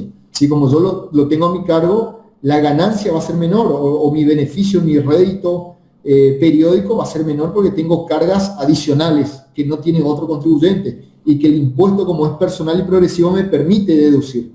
¿Sí? ¿Qué pasa también con los ingresos de los cónyuges? Si mi cónyuge también tiene un ingreso igual al mío, ¿sí? Se suma, se divide, ¿cómo hacemos, digamos? O los menores a cargo que tengan o no ingreso. Acá, otra vez, se propone como era diferentes tipos de sistemas, diferentes formas. Uno es de unificar los ingresos conyugales, o sea, se suma como una renta global de la sociedad conyugal, o sea, el mío y de mi cónyuge, y se divide en partes iguales el beneficio. O sea, no importa cuánto gano yo ni cuánto gana mi cónyuge.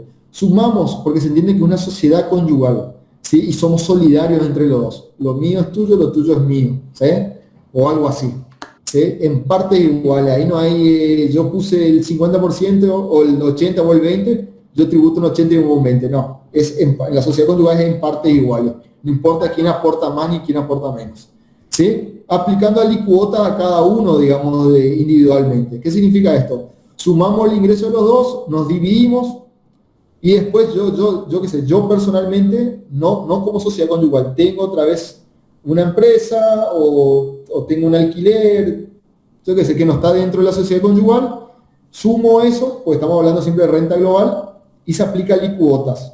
Obviamente, como es progresivo, una alicuota diferente, si los dos tenemos los mismos ingresos, la misma alicuota y demás. Otro sistema es la separación, ¿sí? De cada ingreso conyugal, o sea, cada persona en forma diferente, sin importar que sea una sociedad conyugal. Cada persona que genere los ingresos, los beneficios, los réditos, se toman como un contribuyente separado, y no hay unión conyugal, ¿sí? Si yo gano 100 pesos y mi cónyuge gana 200, bueno, mi cónyuge tributa por 200 y yo tributo por 100, como si fuéramos personas separadas, y no una sociedad conyugal, que en realidad los 200 y los 100 son 300, y el 300 es de los dos, ¿sí? Y después también otro problema que se plantea es las ganancias o los réditos de los hijos o los parientes menores a cargo. Un ejemplo muy sencillo, yo tengo a mi padre a cargo, vive conmigo, y por lo tanto yo hago las deducciones de personal a cargo, pero mi padre es jubilado, por decirlo así, o tiene un ingreso, o tiene una empresa, o un hijo menor a cargo también, que recibe una pensión del Estado.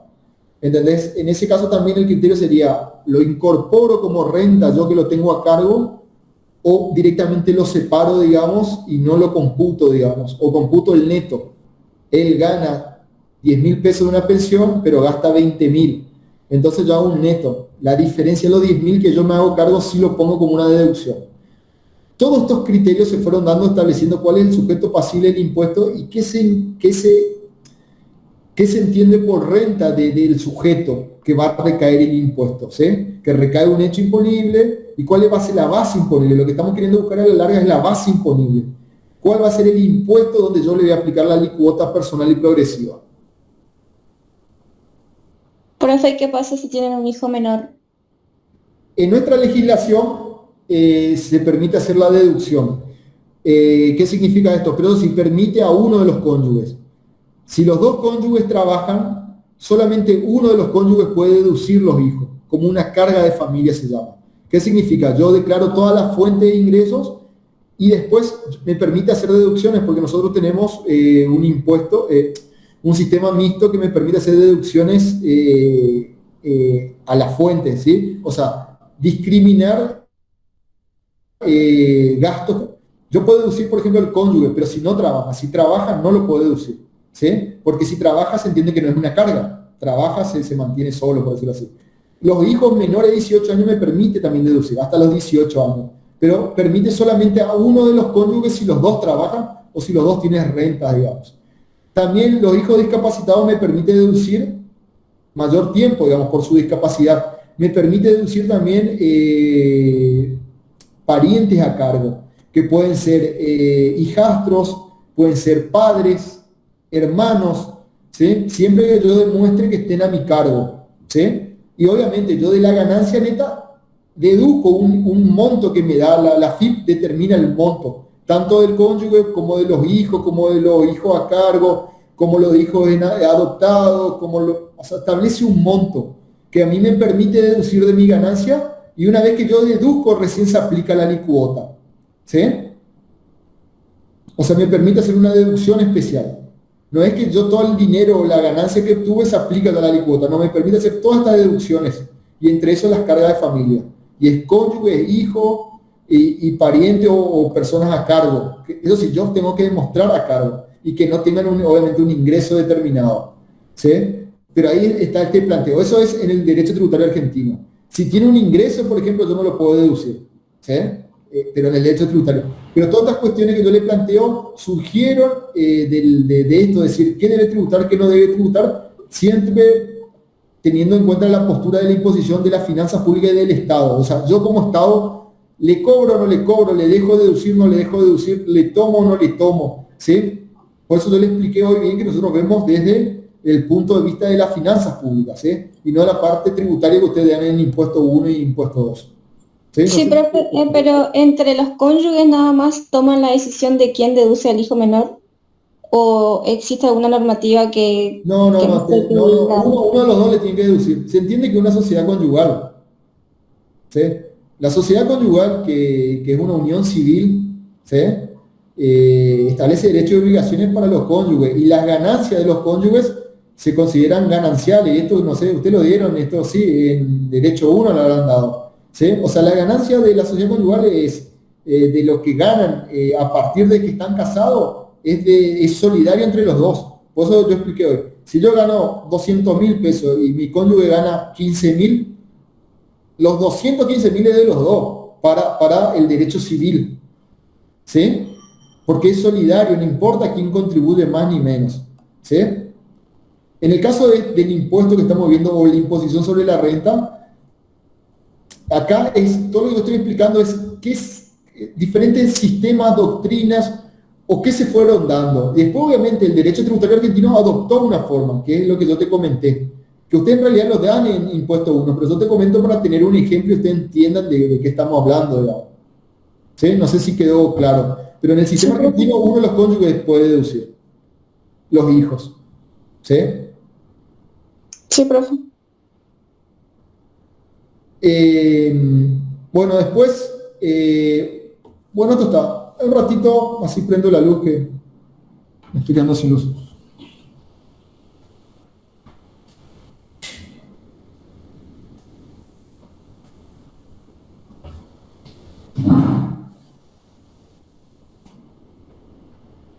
Bueno, ahora vamos a otro, no problema, pero otro inconveniente que se plantea en la imposición a la renta personal, ¿sí? Vimos uno de los problemas y cómo se fue dando el diferente sistema de unificar o no de unificar y si se toma o no y cómo adopta después cada Estado moderno la imposición, ¿sí? Otro habla de la ganancia imponible.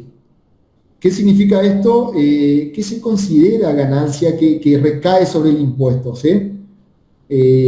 ¿Cuál es la ganancia o el reto que yo como Estado puedo pedirle al contribuyente que tribute? ¿Sí? ¿O qué considero, ¿sí?, como ganancia? Porque si yo no es ganancia, es capital.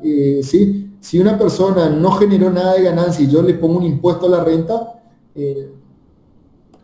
se desvirtúa la capacidad contributiva, ¿sí? Porque la capacidad contributiva no está relacionada a la capacidad de tener cosas. Ese es otro impuesto, que es el impuesto al patrimonio, y vamos a ver la semana que viene, ¿sí?, que es la unidad 7. Acá estamos hablando del impuesto a la ganancia, al rédito, al beneficio. O sea, ese capital fijo o el capital laboral mío, personal, que generan este rédito, este excedente, esta ganancia, este beneficio. Eso es lo que recae sobre esta imposición a la renta, a la ganancia, ¿sí? Entonces, cuando hay estos beneficios por ganancias de capital, por la venta de un patrimonio, ¿sí?, que obviamente que el patrimonio de por sí no recae en la renta, ¿sí? Si yo tengo un inmueble y no lo alquilo, lo tengo ahí, no hay renta, ¿sí? La renta es lo que genera el capital. O si tengo, yo qué sé, una empresa, pero si yo no abro y no vendo nada, no hay renta, digamos, ¿sí? Tiene que haber ventas para haber renta, ¿sí? Entonces, se analiza eso. ¿Qué es renta o cómo renta, digamos? Y su sometimiento al impuesto personal, ¿sí? Si yo considero estas ganancias de capital como renta, ¿y cómo los someto al impuesto determinado? ¿Sí? Si permite también la imposición de todos los ingresos, no solamente lo que surgen de una explotación o de un trabajo, sino también hay rentas que surgen de la tenencia de un capital. Yo tengo acciones que valen por sí solas, o sea, yo no hice nada en síntesis, valen más, cotizan más. Eso también es una ganancia que yo tengo que considerarlo, pero ¿qué considero? El valor de cotización, la diferencia, porque puede ser ficticio también, puede ser una acción que en realidad empezó a valer 10 veces más, pero yo cuando quiero hacerlo líquido me voy y me dicen, no hay 0 pesos, digamos, acá. ¿Sí? En realidad es todo fluctuación, todo ficticio, todo especulativo.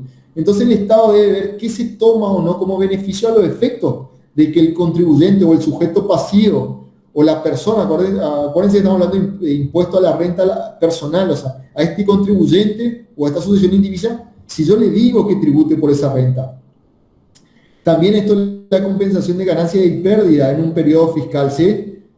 También de decir, yo no tributo el capital solamente, sino computame también las pérdidas que tuviste, ¿sí? Por darle un ejemplo, yo gané tanto en acciones, pero también tuvieron una devaluación de tanto. Entonces yo tengo que computar esa ganancia y esa pérdida a los efectos de determinar cuál es la ganancia imponible en el impuesto o qué yo puedo tomar fehacientemente como Estado y decir, esto es una ganancia por la tenencia de un título, ¿sí?, que sería categoría número 2, ¿sí?, el impuesto a las ganancias, ¿sí?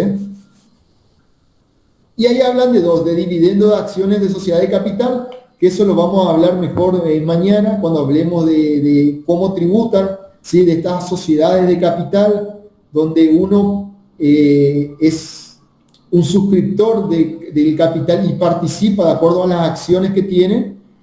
Y por otro lado, también le comenté hoy las acciones liberadas, hay acciones que son gratuitas, ¿sí? Obviamente para los suscriptores de acciones, ¿sí? Una empresa, digamos, saca acciones y se reparten entre los accionistas, ¿sí?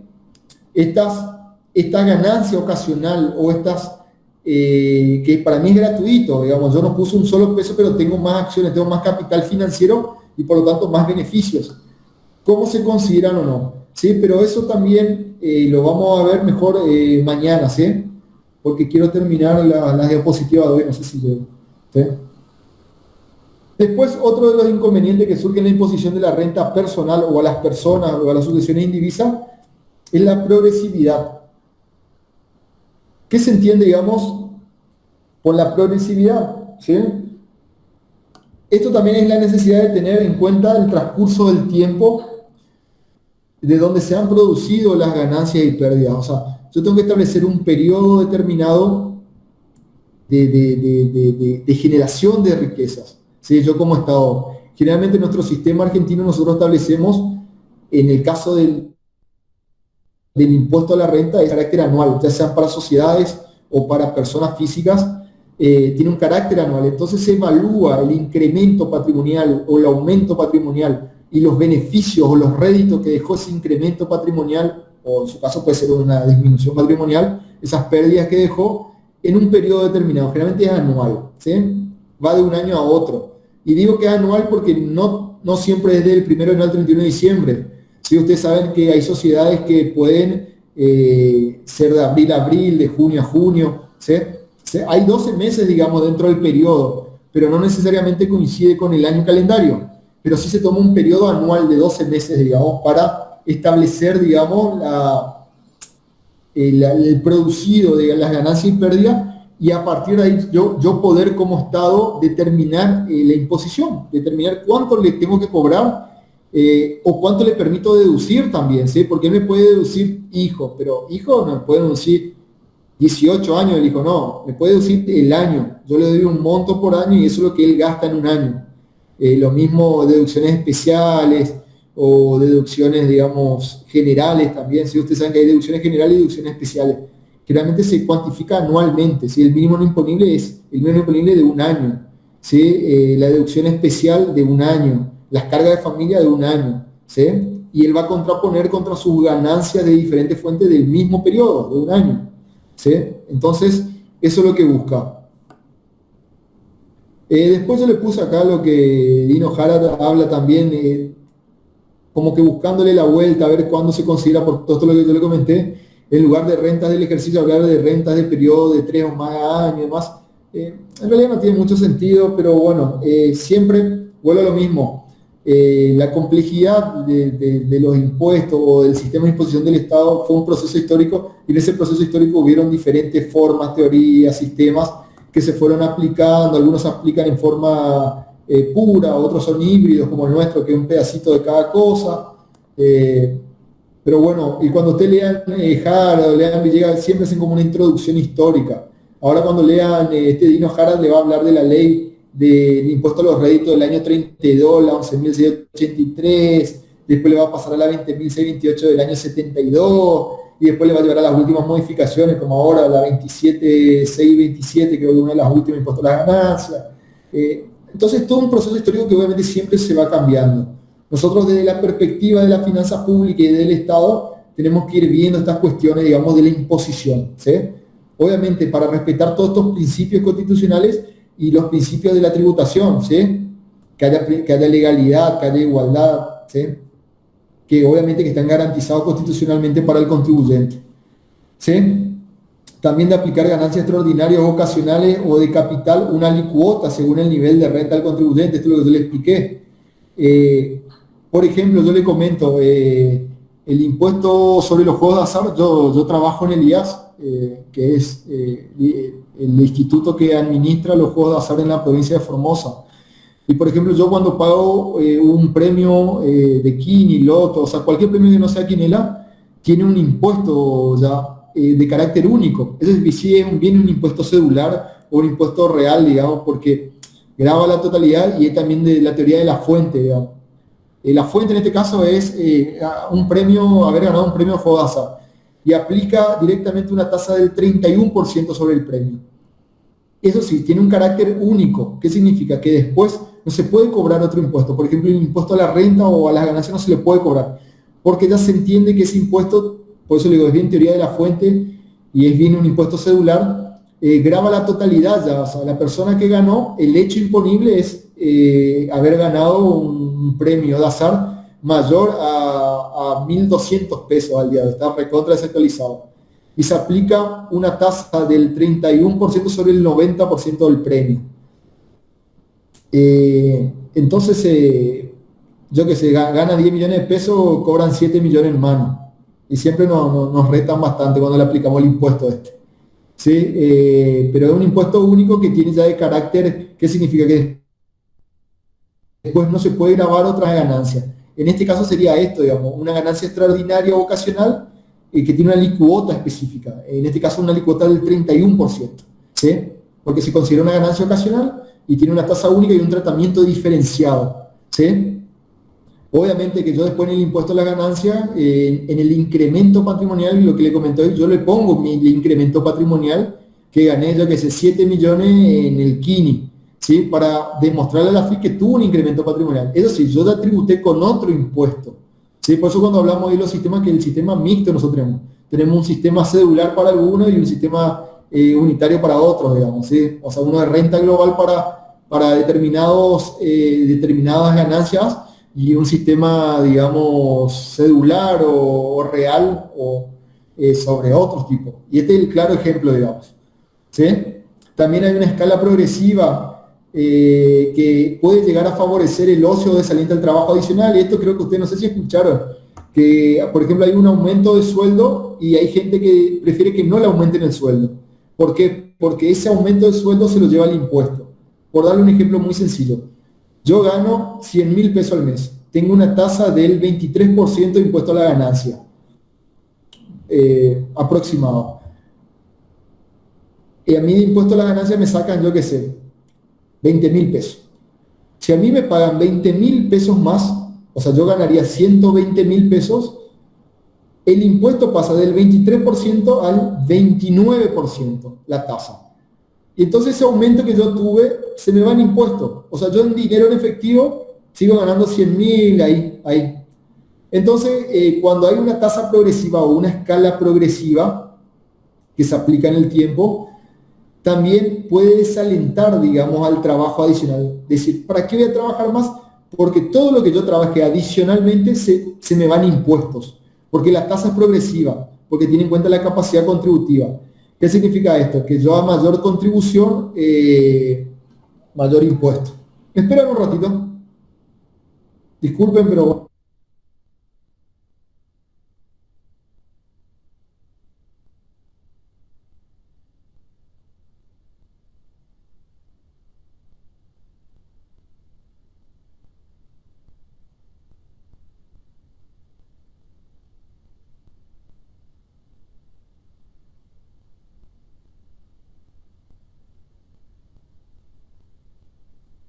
En cuenta ya son 20, 40 y la verdad que le hablé mucho ya y la idea es que, bueno, quiero que estos conceptos le queden bien porque después vamos a pasar, digamos, a otro tipo de imposiciones que son más complejas, entonces... y también mañana le comento porque vamos a hacer una tarea en el aula virtual que va a entrar como primer parcial, ¿sí? Ahora yo voy a afinar con el contador SBART, va a entrar hasta la unidad número 5, que es lo que dieron con el contador SBART la clase pasada. Vamos a ver cómo hacemos, si hacemos tipo un trabajo práctico, eso sí va a ser individual, de eso es seguro, va a tener una fecha de entrega y se tiene que presentar por el aula virtual. Y también nosotros le vamos a calificar por el mismo aula virtual. Yo generalmente lo utilizo eso en Hacienda Pública y funciona muy bien. Y bueno, pero mejor mañana yo le voy a establecer bien los criterios y seguro que en la semana, jueves o viernes, yo ya subo la tarea y el plazo de entrega generalmente son 2, 3, 4 días desde que subo. Pero igual yo le voy a aclarar y después por correo también yo le envío un correo informando que ya está, digamos, la tarea a realizar, ¿sí? Pero eso mejor mañana les explico bien y bueno, y a partir de ahí también nos ponemos de acuerdo de cómo se entrega. Yo le voy a mostrar en el aula virtual. Creo que ustedes igual habrán presentado varias tareas ya en el aula virtual, no es muy complejo. ¿Solo teoría, profe? Solo teoría vamos a hacer. Bueno. Porque en realidad tenemos trabajo práctico, pero no nos da el tiempo, esa es la verdad. Y como no se explicó nada teórico, no podemos evaluar algo que no se explicó. Sí que vamos a hacer solamente teoría. Yo soy partidario de pedir ejemplos y cuestiones que requieren una interpretación por parte del alumno. O sea, más allá de que ustedes me pongan la teoría y saquen de los libros y demás, requiere que interpreten y me pongan un ejemplo o me comenten algo. ¿Sí? Como yo, ¿viste? Yo le explico esto y le doy un ejemplo de algo, ¿sí? Por eso yo generalmente pongo siempre fundamente su respuesta o ejemplifique. Y obviamente ahí también veo que lo hizo cada uno, porque si me ponen el mismo ejemplo dos o tres personas, ¿sí? No da. Igual es lo mismo, el trabajo es personal, ¿sí? Porque yo lo tengo que evaluar a cada uno. Y creo que este año y este semestre que es muy especial, la verdad que comenzar un semestre en octubre de una materia nueva, siguiendo la virtualidad y demás, la verdad que es muy complejo y yo los entiendo a ustedes y la idea es esa, digamos, de evaluarlos dentro de los contenidos que dimos, pero bueno, dentro de las posibilidades también que nosotros tenemos como docentes.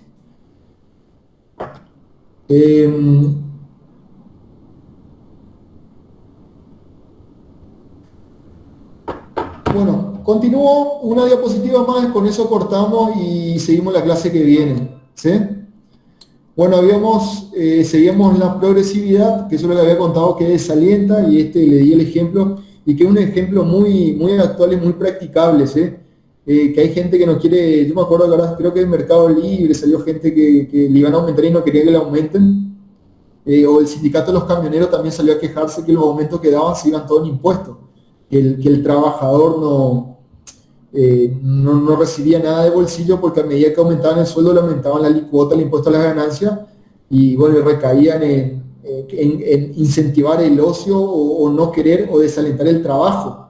Decir, no, déjame acá, no me dé el aumento porque lo que me vas a dar se me va a ir en impuesto por la progresividad de las tasas. Y también la otra es la sustitución del ahorro por el consumo. ¿Qué significa? Como parte, ustedes saben que esto lo dieron en microeconomía, el ingreso está dado por ahorro, o sea, consumo más ahorro. El ingreso de una persona, o el dinero, el beneficio que tiene una persona, la ganancia que tiene una persona está dado por, o sea, o lo consume o lo ahorra, ¿sí? Y generalmente también la progresividad de esta tasa lo que hace es sustituye el ahorro por consumo, porque como yo puedo computar el consumo, ¿sí? Puedo deducir del impuesto y pagar menos impuestos, en lugar de ahorrar, ¿sí? Dinero. Yo agarro y consumo, ¿por qué? Porque me permite deducir como gastos y pagar menos impuestos. ¿Sí? ¿Qué significa esto? Yo qué sé. A mí me permite deducir gastos médico-asistenciales. Entonces voy y pago OSDE. Es caro, pero yo sé que lo puedo deducir de impuesto a las ganancias. Por darle un ejemplo que sucede en la realidad. El servicio doméstico. Bueno, yo le pago, prefiero en lugar de ahorrar tener una empleada, pagar el aporte, contribuciones porque me permite deducir. Y la plata que yo le pago allá, a la larga otra vez lo recupero de impuesto a las ganancias. Así no tengo que pagar impuestos.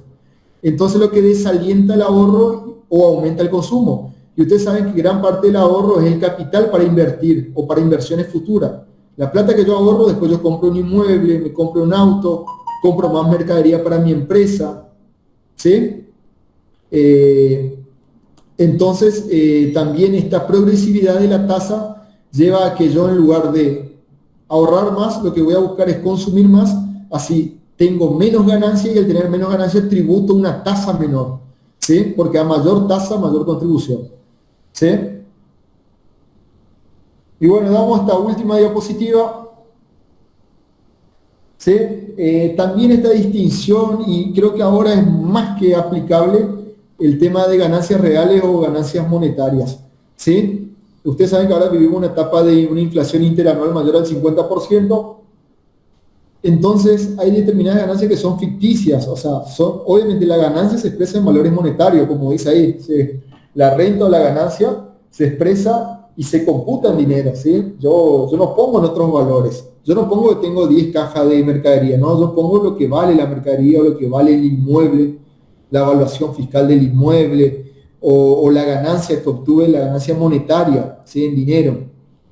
Cuando hay una época de inflación, pero solamente se da en el caso de inflaciones así como la nuestra ahora, que son inflaciones mayores al 5%, al 6%, imagínense la nuestra, que la interanual está arriba del 50%, obviamente que se genera una ganancia ficticia, y por lo tanto el contribuyente va a pagar mayor impuesto y mayor tasa. Acuérdense que hay progresividad de la tasa, de algo que es ficticio, que no es real, que surge por la pérdida del valor de la moneda y no por otra cuestión.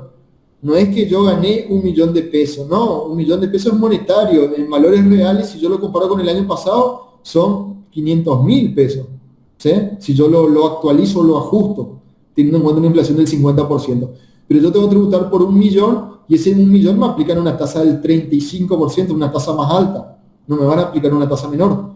Entonces también ahí se genera una imposición a la renta ficticia, digamos. Entonces ahí surge también esto de permitir en épocas de inflación adecuar o adoptar los valores nominales sin ajuste, genera una ganancia ficticia.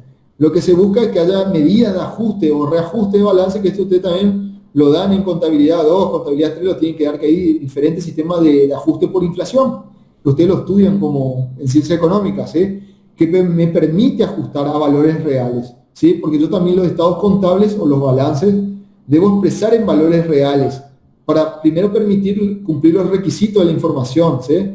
Y primero la de comparabilidad, que sea comparable un periodo con el otro. Si yo tengo valores diferentes, o sea, si tengo valores monetarios pero con poder adquisitivo diferente, obviamente que no puedo comparar, digamos, el crecimiento real o la ganancia real, ¿sí? Entonces, la imposición de la ganancia de un contribuyente debe guiarse por ganancias reales y no monetarias. A los efectos de establecer cuál es el valor real, deben ajustarse, deben hacer los ajustes por inflación, y acá entra el gran dilema por parte del Estado de cómo se ajusta la ganancia, ¿sí? ¿Qué valores tomar? Hay diferentes fuentes, hay rentas o ganancias que surgen de inmuebles, rentas que surgen de títulos, rentas que surgen de mi capacidad empresarial o de beneficios empresariales, rentas o beneficios, ganancias que surgen de mi trabajo personal. Entonces, ¿cómo yo ajusto cada uno? Ahí estaría el gran dilema o el gran, por eso yo esto lo planteo, o Dino Halat lo plantea como problema de la imposición, de saber cuál es el valor real que corresponde que el contribuyente se le imponga o tribute. Y a partir de ahí permitir a través de las leyes, obviamente, hacer los diferentes tipos de ajustes a los efectos de establecer una renta real. La doctrina sí llega al concepto que debe ser renta real, ¿sí? Y no ficticia o no monetaria, ¿sí? Porque la moneda pierde su valor y no refleja en realidad la ganancia. Bueno, llegamos hasta acá, ¿sí? Atento a lo que hablé, ya creo que la clase que viene termino, creo que me faltaron hablar, a ver, realización de la renta, imposición de renta presunta, imposición del ahorro. Sí, estos temas los voy a dejar para mañana, pues son temas que me voy a explayar bastante. Lo dejo para mañana 18 horas. ¿Cómo era? Nos conectamos, yo en el transcurso ahora de la noche le envío ya el mail para la reunión de mañana. Y bueno, mañana terminamos lo que es imposición a la renta societaria y beneficios eventuales, y hablamos un poco de cómo va a ser esta tarea, que va a entrar como primer parcial de finanzas públicas, que se va a dar dentro de la semana y que va a incluir las unidades 1 a las 5, ¿sí? De la unidad 1, ¿sí? Hasta la unidad 5 que ustedes dieron con el contador SBAR la semana pasada, ¿sí? Bueno, ¿alguna pregunta, alguna sugerencia? ¿Me quieren decir algo antes de finalizar?